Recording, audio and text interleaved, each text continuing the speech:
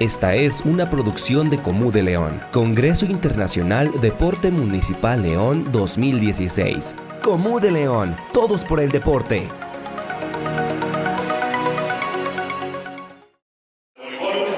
Director General de Educación Física de la SED. También ocupó el puesto de vicepresidente del Comité Olímpico Mexicano. Es miembro permanente del COM, delegado regional del ISTE, subdirector general de la Lotería Nacional. Asimismo, fue secretario técnico de CORED. Actualmente, desde el 2013, es vicepresidente de la Federación Internacional de Ajedrez y presidente de la Federación Mexicana de Ajedrez. Un fuerte aplauso para Mario Antonio Ramírez Barajas.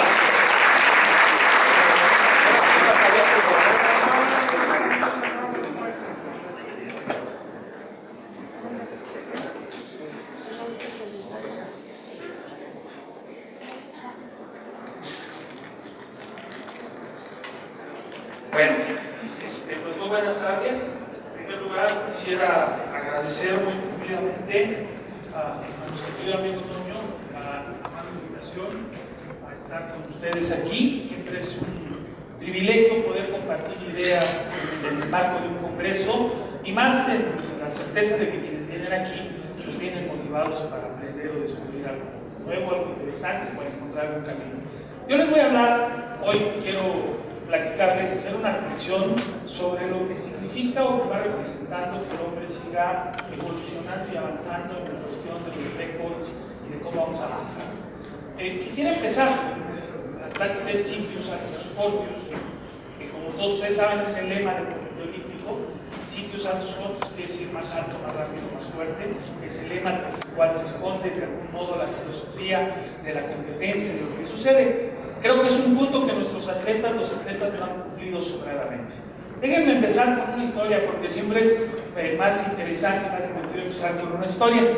Es Frederick Lors. Voy a empezar por ahí porque creo que ahí es donde podemos empezar a hacer puntos de comparación. El señor, en 1904, fue reconocido porque el maratón se cansó a mitad del camino, se subió a un carro y unos kilómetros antes se bajó y entró corriendo y celebrando como si hubiera ganado con los Juegos de San Luis en 1904. Es la historia detrás. En realidad, ¿quién ganó?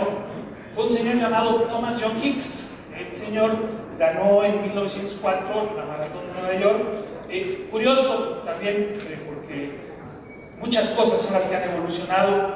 Cuando estaba como a 15 kilómetros de distancia, se cansó, se desfalleció y sus entrenadores le dieron un rebaje a base de estricnina y brandy. O sea, aunque no lo crean, en 1904 esa era la idea de una poción para mejorar el rendimiento. La estricnina es veneno para ratas y el brandy pues debe de haberle salido muy rico la comparación. Nos queda claro que ahora los atletas tienen modos más evolucionados de encontrar recursos para apoyarse en el rendimiento deportivo, pero miren, lo interesante de esto es que en aquel entonces Thomas Hicks hizo 3:28 con 53 minutos. En el maratón de Londres, un señor que se llama Stephen Kiprotich, no sé si lo dije bien, porque si no era de genio de Nigeria que se enoja porque quería el nombre, hizo un tiempo, perdón, se me fue rápido esto, de 2:08 con 1, más de 1 hora con 10 minutos de diferencia. Bien, de aquí ya podríamos empezar a pensar que como especie nos podríamos empezar a sentir orgullosos de nosotros, porque como especie podríamos pensar que estamos avanzando, estamos evolucionando. Pero vamos a ver qué tan cierto es esto, o qué tanto en realidad esto se acerca a una certeza que podríamos revisar más pausadamente. Vamos a comparar algo más real, más cercano. ¿Saben quién fue Jesse Owens? Jesse Owens fue un gran atleta, gran corredor, campeón olímpico en 1936 en un momento muy difícil, los Juegos Olímpicos en Berlín, que de hecho, como dato curioso para los que estudian de esto hice mi tesis doctoral, entonces lo traigo fresquecito. Lo que ahora denominamos alto rendimiento, en realidad inicia en los Juegos Olímpicos de Berlín 1936. Son los primeros Juegos en los que solo el 17% de atletas ganan el 80% de medallas. Quiere decir que es los primeros Juegos donde una pequeña élite gana el grueso de las medallas, no así en los otros Juegos, pero también son los primeros Juegos en los que se estabiliza lo que ahora es prácticamente el programa paralímpico. Antes de eso, lo crean o no, en los Juegos Olímpicos debe existir jalar la cuerda y daba medallas, aunque no lo crean, luego los pasos de los deportes que había con mucho gusto. ¿Qué pasaría si ponemos a correr hoy a Usain Bolt contra Jesse Owens? Jesse Owens ganó su medalla con 10.3 y Usain Bolt hizo 9.5. Impuso el récord mundial. Vamos a ver, vamos a hacer algo de historia con esto. Espérenme, vamos rápido, estoy tan lejos como que no quiere. Les preparé un pequeño. En 1936, fíjense qué interesante, vamos a empezar a encontrar puntos ya de reflexión científica. Y en 2009 Usain Bolt hace el récord mundial con 9.53, 52, algo así. En el 36, vamos a ver algo de historia. Ahí está Jesse Owens, uno de los más grandes atletas de todos los tiempos. Un hombre que además enfrentó en esa olimpiada todo el peso del nazismo, el desprecio de Hitler, que se negó a premiarlo y se retiró del estadio con tal de no colgarle la medalla a un negro. Y Usain Bolt, que parece un superhombre para estos tiempos. Y aquí vamos a tener el privilegio de revisar juntos el desempeño atlético de estos dos grandes atletas. Y ahí estamos en sus marcas, listos y preparados para salir. Hay algunos detalles que ahorita quiero que pongan atención, por eso les puse por eso les preparé el video para que podamos competir. Y ese Owens se prepara para salir, no se preocupen, no tarda mucho, son 10 segundos desde que empieza la carrera cuando mucho, Entonces no se preocupen. Entonces aquí tenemos preparados a los dos superatletas listos para hacer la demostración. Sale Jesse Owens en el carril del extremo izquierdo. Vean ustedes cómo pasa, cómo corre. Cruza la meta. Primer lugar, 10.3. Muy bien. Fíjense en la cara de Jesse Owens cuando está celebrando. No pareciera haber hecho ningún esfuerzo. Está sonriente, está como si no acabara de ganar una medalla olímpica. 10.3. Los otros dos, 10.4 y 10.5. Los otros dos ni siquiera pasarían a un hit eliminatorio en la actualidad.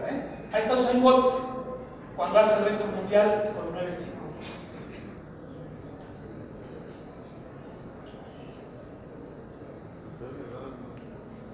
Y ahora les preparé algo. Vamos a verlos correr juntos. Me pareció importante que vieran esto. No les recalqué que pusieran atención. Pero el competidor que llega en último lugar en esta carrera hace el tiempo de Jesse Owens. Esto es, si Jesse Owens corriera hoy en ese hit eliminatorio con el tiempo que hizo en el 36, hubiera llegado 4 metros atrás de Usain Bolt. Eso en velocidad es una barbaridad. Si se fijan hasta qué lugar queda el que está en octavo lugar, eso es lo que le hubiera sacado Jesse Owens a Usain Bolt. Perdón, al revés, Usain Bolt a Jesse Owens, hubiera quedado en octavo lugar. Bueno, aquí la gran pregunta es, eso nos hace pensar de entrada que sí estamos mejorando como especie, que somos más rápidos, que científicamente estamos avanzando. Vamos a analizar esto un poquito más a detalle. Estos son los tiempos con los que Usain Bolt ganó. Si se fijan, estaría en octavo Jesse Owens. Nada más que hay unas pequeñas diferencias en las que tendríamos que empezarnos a fijar. Primero, Jesse Owens corrió en una pista de cenizas con arena. Y en ese entonces les daban una palita con la que hacían los hoyos en la tierra para poner los pies de cada uno. ¿Ok? Usain Bolt corrió con unos zapatos especialmente diseñados para hacerlo más rápido.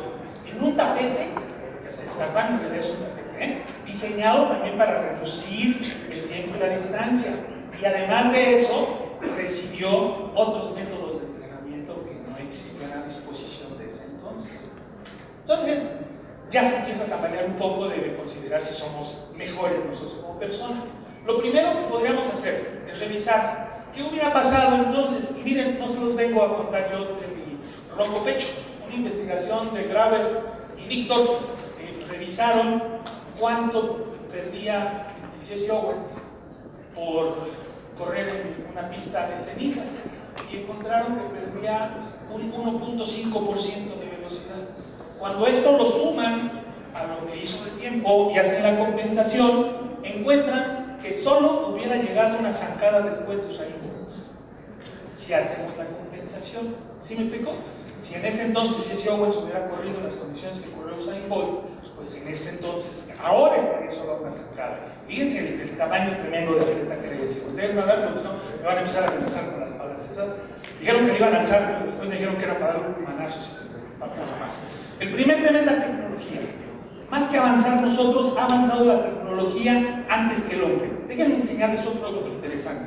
Esta gráfica es la gráfica de cómo ha evolucionado el récord de 100 metros libres en crawl. Y hay dos grandes picos. Aquí está uno y aquí está otro. ¿Saben a qué se deben estos grandes picos? El primer gran pico se debe a que empiezan a nadar dando la vuelta. Ahí es cuando rompen. Porque antes llegaban, tocaban y se volvían a empujar para salir. Ahora ahí se inventa técnicamente la vuelta. Una evolución técnica. Y el segundo pico es cuando inventan las albercas con rebosadero. Porque antes, para los que no las conocían de antes, a mí me tocó cuando estudié educación física en el 75, mi alberquita con rebosadero, sin rebosadero, perdón. Las albercas tenían bordes a los costados, el agua rebotaba y le hacía olas a los de las orillas, reducía los tiempos y aumentaba la fricción de todos. Cuando el agua ahora se desborda hacia los costados, se da este otro rompimiento. ¿Es importante eso? Pues, vamos a verlo. Les preparé algo. Están viendo la misma prueba en los Juegos Olímpicos de 1932 y el Londres 2012. 50 metros crawl libres. Aquella alberca, quiero que se fijen en la de allá. A ver si esto sigue bien. Ahí, arribita en el borde, ahí ven el borde cerrado. Esta alberca ni siquiera genera ninguna ola. Estos ya dieron la vuelta en los primeros 50 metros y aquellos apenas van llegando a los 50 metros. Fíjense la diferencia, ¿eh? Vamos a parar el tiempo cuando estos lleguen y vamos a ver la diferencia de tiempo entre 32 y 2012.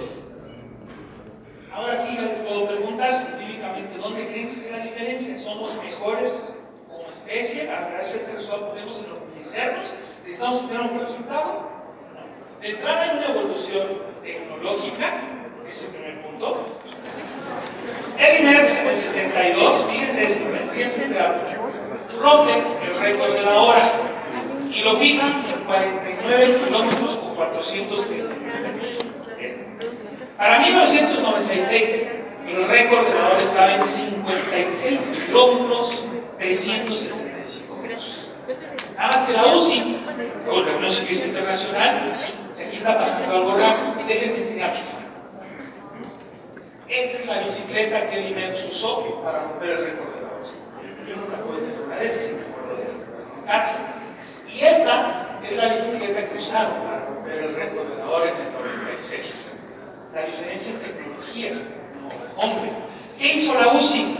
Pues dijo que no volvía a valer el récord si no lo hacían con la misma bicicleta que Eddy Merckx. ¿Y qué sucedió? Es en serio, ahorita les voy a decir, en el 2002 dictaminaron que el récord de la hora solo se podía romper con la misma bicicleta, con el mismo tipo de bicicleta que tenía Eddy Merckx. ¿Y cuál es el resultado? Que en todos esos años solo se ha roto por 269 metros. O sea, la evolución, a pesar del avance en el entrenamiento y demás, ahí está, muy, muy limitada. Primera conclusión, perdón que la riesgo de la conclusión, ha cambiado la tecnología. No, yo les digo, eso está mejor. ¿Qué le hiciste a mi compu? ¿Ya hizo algo? Diga su gente, seguir atenta.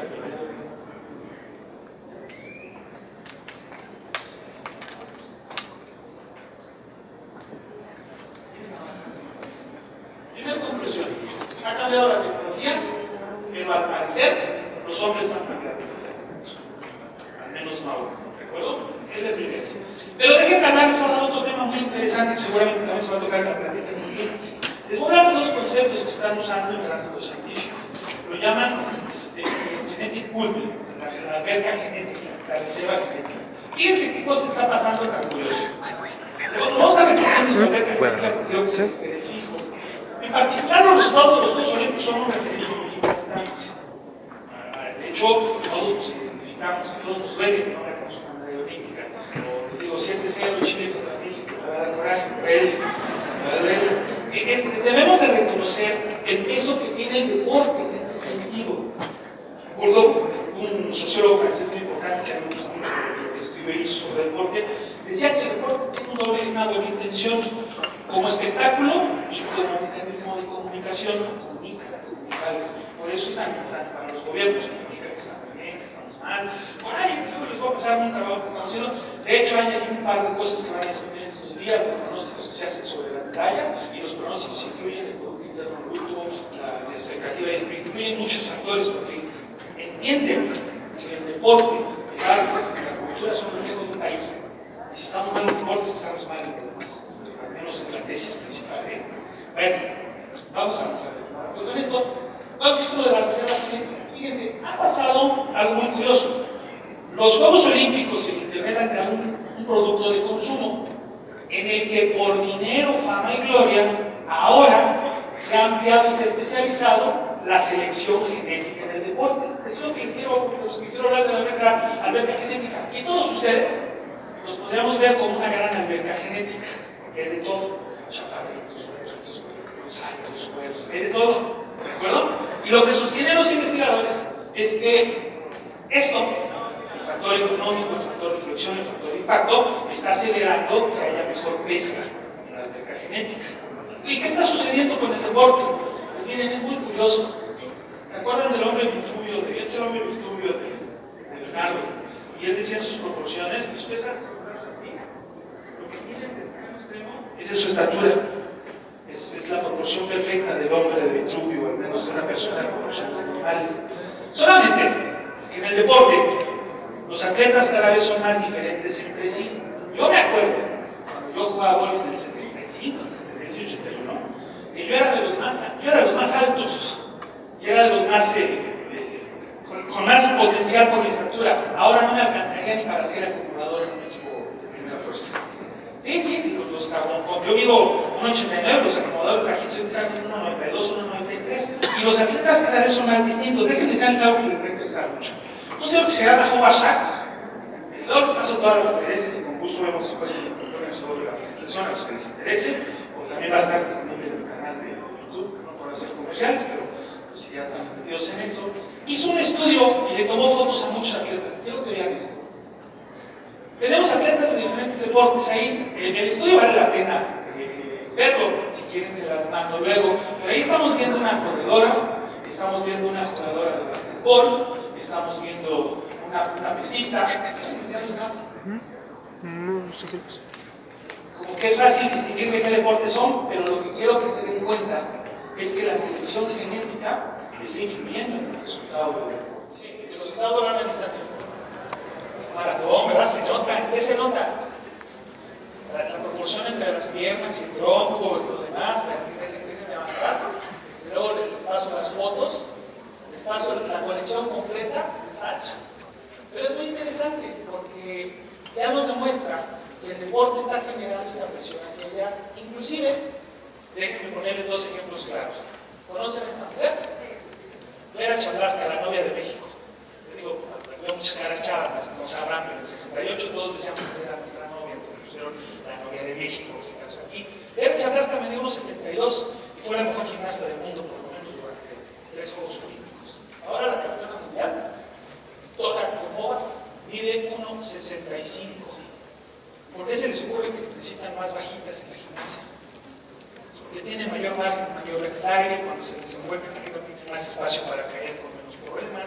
Y entonces el deporte está empezando a crear una selección genética y algo que los investigadores ahora llaman weird bodies, o sea, cuerpos raros. Bien, ¿quién les enseñó? Michael Phelps. Si se fijan, encaja en la denominación cuerpos raros. Michael Phelps tiene las piernas muy cortas y el talle muy largo, unas patotas y unas manotas. Y es un tipo morfológicamente hecho para nadar, nació para nadar con esa configuración morfológica. Están en desventaja todos los que no tienen este cuerpo para nadar. Aquí podemos ver.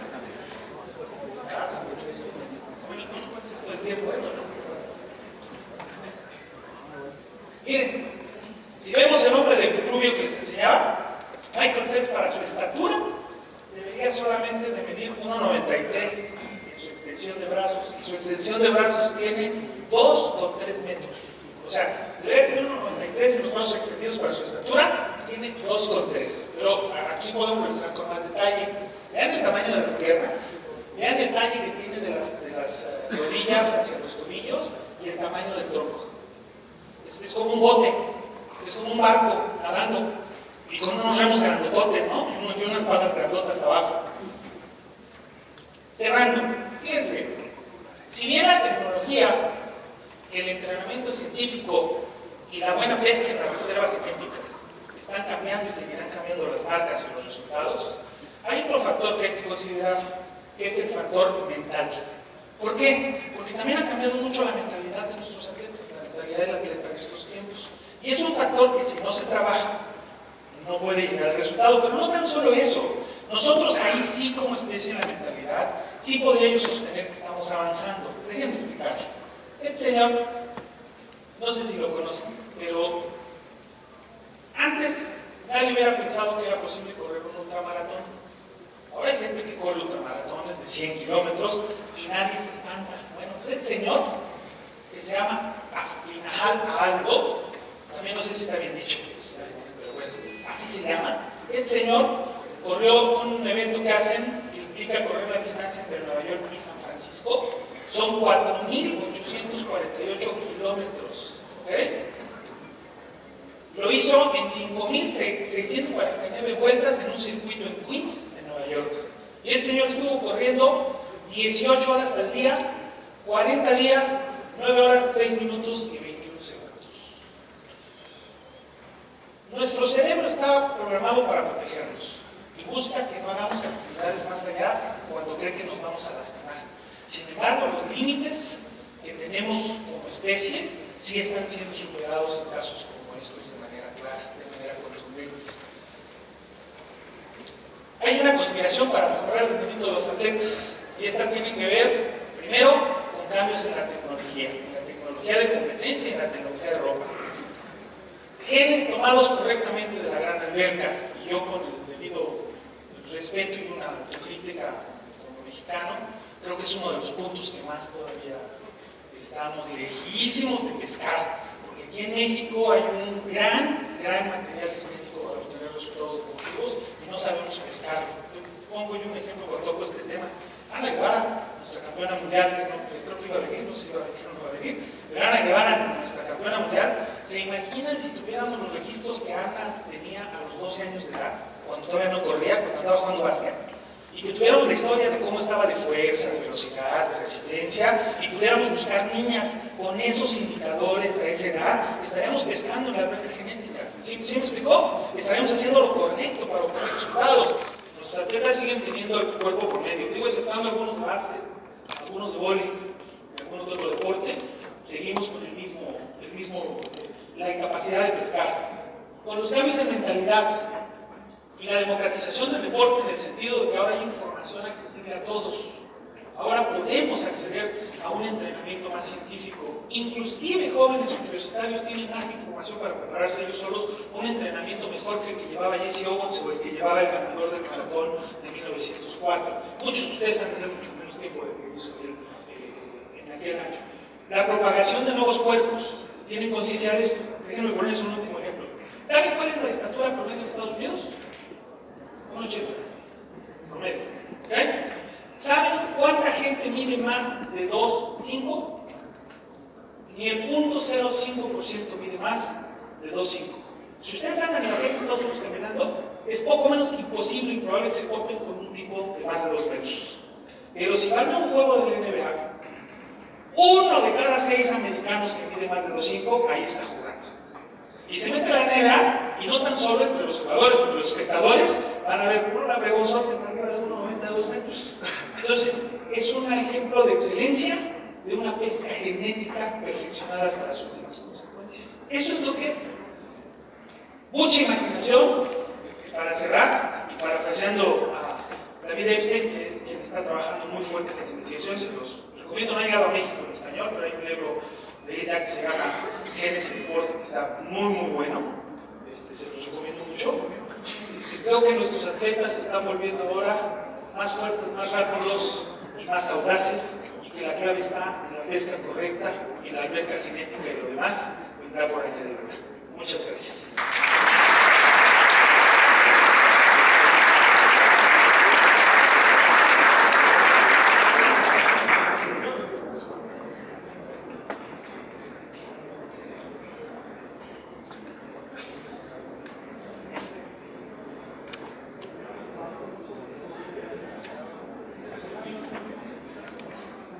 Sí. Bien, abrimos la sesión de preguntas y respuestas. Tenemos 2 micrófonos a los lados para hacer la primera y con gusto contestar. Adelante. ¿Su nombre y de dónde viene? Luis Turcios, de Guanajuato. Muchas gracias por la ponencia. Muy enriquecedora. Mi pregunta tiene que ver con los entrenadores. Somos nosotros los que tenemos a los talentos. ¿Y qué recomendación le daría a un entrenador que tiene un chico alto, por decir, a temprana edad? Que creo que es una de las cosas en las que fallamos, reconocer el talento y ser paciente con el talento. En tu manera de pensarlo, decirlo, ¿qué recomendación darías? Hablamos mucho de las genéticas y todo eso, pero también los entrenadores creo que han cambiado mucho y han evolucionado y siguen preparándose mucho para desarrollar ese talento. Mira, yo cuando fui entrenador, y que el entrenador al revés, al contrario del profesor de educación física, aquí hay que distinguir esa dualidad. Hay que distinguir esa realidad. El profesor de educación física tiende a usar el deporte como un medio educativo, más de su arsenal. Por lo tanto, se vale hacer adaptaciones para permitir que todos jueguen, que todos participen, que todos aprendan. En el deporte de competencia, perdón, pero es ganar. Entonces, yo cuando era entrenador, me llegaban jugadores bajitos que sacaban mucho y que jugaban bien, pero sabía yo que no iban a ser útiles en Liga Mayor, porque ahí ya no, por más que saltaran. Si un jugador grande tiene las manos así, está al borde de la red, un chaparrito las tiene hasta acá, aunque salte el triple, lo que saca las manos de la red ya remataron. ¿Sí me explicó? Entonces, yo la recomendación que daría es, hoy les quise plantear este término que están manejando científicamente de la alberca genética, de pesca en la alberca genética. Yo lo que sugeriría es que estudien un poco más la morfología que requiere tu deporte, que eso también lo uses a determinar si tienes un talento o no. Y que sean muy cuidadosos. No sé si hay deportes donde la morfología sea menos importante, pero hasta en el fútbol ya hay elementos de morfología. Aunque hay chaparritos como Messi que son buenísimos, por ejemplo, un portero, si no mide arriba de 1.90 o 1.80 y tantos, difícilmente lo ponen de portero, por 1000 razones. Llega más cerca a los palos, llega más alto, por 1000 razones. Entonces, yo creo que la clave en el tema de los talentos, que insisto que es en lo que en México estamos muy retrasados, no los entrenadores, el sistema deportivo, no tan solo los entrenadores, es en esta pesca en la alberca genética. Tenemos, si lo vemos, perdónenme la referencia, pero si lo vemos como lo que es una pesca, la verdad es que tenemos mucho en México para pescar bien de todo tipo. Tenemos de todo, grandototes en el norte, rápidos por el centro, chaparritos en el sur, feos en Zacatecas, bueno, hay de todo. Esto es por Richard, no hay nadie más. Tenemos de todo, ciertamente tenemos de todo. Y miren, esto siempre lo digo y no vamos a empezar a decirlo. Los profesores de educación física no tienen la culpa de que no hay medallas olímpicas. Es mentira que los profesores de educación tienen la obligación de crear la base, no es cierto. Es como si me dijeran que no tenemos premio Nobel en física porque nuestra secundaria de física es malo. Perdón, son tareas distintas, ¿no? O sea, no tenemos maestro de química, no tenemos premio Nobel en química porque el de secundaria es malo enseñando química. Perdón. Aquí lo que falla es que el sistema deportivo no sabe pescar y no sabe después de pescar cómo desarrollarlos y ayudarlos. Digo, ejemplos podemos poner varios de medallistas que llegan porque los papás les dieron gana, porque la familia le echó y porque se rifó casi solo para llegar. Y ya que llegue el sistema lo recoge, pero no sabemos si tiene un nivel morfológico, si no lo tiene, si está bien, si no. Simplemente este es lo mejor que tenemos. Resultado, ahí están los resultados en los Juegos Olímpicos. Y ahora, después de oír esta conferencia, vean con ojo crítico, con ojo crítico a nuestros atletas. Les invito a que se fijen en la tele cuando se paren los que van a nadar y comparen el físico de los nuestros con el de los otros. Comparen el físico de los nuestros que van a correr con el de los otros. Comparen el físico de los nuestros que van a levantar pesas con el de los otros y van a entender lo que les estoy diciendo. Creo que nuestro problema mayor como sistema es que nuestra pesca en la alberca genética tenemos pésimos pescadores. Gracias, doctor. Abrimos para una pregunta. A ver, de este lado. Así se hace. Mira, yo creo que el talento, y muchos lo están mostrando esto, tiene que ver, hay genes, o sea, hay genes que dan ventaja y hay genes en población. Por ejemplo, David Epstein lo pone con los kenianos. Hay una pequeña tribu de kenianos que son los que ganan todo. Te puedo poner un ejemplo aquí cercano en México. ¿Conocen la historia de los ganaderos? Corren 16 horas seguidas al día. Corren y corren y corren. Y en lo que a nosotros es un entrenamiento, ellos es su forma de vida, así se trasladan de un pueblo a otro y llevan manera de comunicación. Yo creo que hay que detectar al atleta con talento, pero también, tu pregunta es muy interesante porque me permite hacer otro comentario. Talento sin trabajo no sirve. Después, el atleta más talentoso del mundo, si no trabaja lo suficiente para ser el mejor, no lo va a hacer.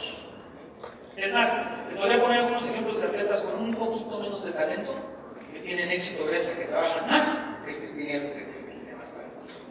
Entonces, mira, aquí me permiten otra idea de un investigador, les paso el nombre, lo traigo una nueva de la cabeza. Esos tienen que nacimos para correr, dice, tenemos todo, piernas largas, glúteos, si se fijan los primates no tienen glúteos, porque no pueden correr. Tenemos una piel sin pelo que nos permite refrescarnos y correr grandes distancias. Este investigador dice que el hombre ya cazaba presas mayores antes de tener instrumentos, antes de tener hachas y todo. ¿Y cómo creen que cazaba el hombre? Corriendo. Una bola, toda la tribu, los 30, el más viejo de la tribu escogía al animal y decía, sobre ese. Y ahí iba la tribu corriendo atrás de él. ¿Es en serio, La señora, los niños, eso te dicen los antropólogos, no se los invento.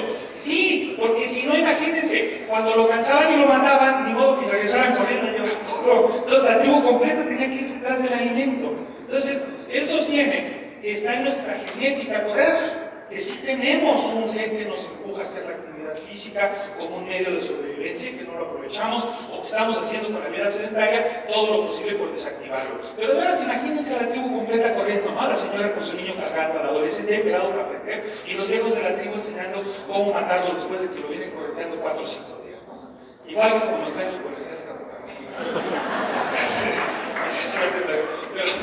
Ok. Les vamos a darle un fuerte aplauso.